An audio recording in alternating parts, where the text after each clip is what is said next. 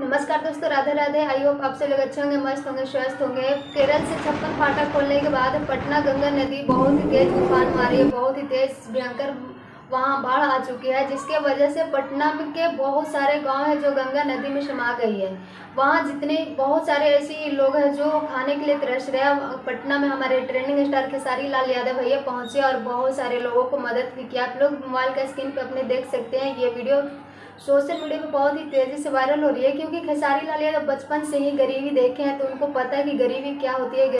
खेसारी लाल यादव चाहे कितने बड़े स्टार बन जाए, अपना गरीबी कभी नहीं भूलते हैं, क्योंकि खेसारी में बहुत ही ज़्यादा गरीबी से निकल के यहाँ तक बहुत ही ज़्यादा संघर्ष किया तब पहुँचे, इसीलिए उनको पता है कि गरीबी क्या होता है। और पटना में इतना ज़्यादा तेज भयंकर बाढ़ आने की वजह से पटना तहस नहस हो गया। और दोस्तों बस आप लोग दुआ कीजिए कि गंगा मैया जल्दी से शांत हो जाए और पटना के थोड़ा शांति मिले, क्योंकि वहाँ वहाँ के दृश्य देखने के बाद आप लोग देख सकते हैं कि एकदम दिल से आंसू निकल रहा है, इतना ज़्यादा भयंकर बाढ़ आ गया। Thank you, love you.